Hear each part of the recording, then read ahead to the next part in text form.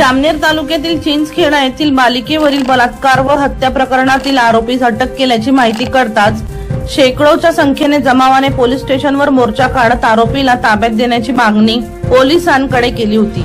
मात्र पोलिसांनी आरोपीला सुरक्षित ठिकाणी हलवल्याचे कळताच संतप्त झालेल्या जमावाने पोलीस ठाण्यावर तुफान दगडफेक केली। या घटनेत पीआय सह अनेक पोलीस कर्मचारी जखमी झाले आहेत।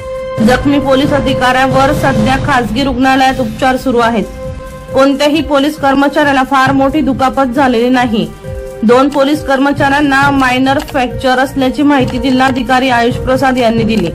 याबाबत असे की जामनेर तालुक्यातील चिंचखेडा येथील बालिकेवर अत्याचार करत तिचा खून करून संशयित आरोपी सुभाष भिल हा फरार झाला होता।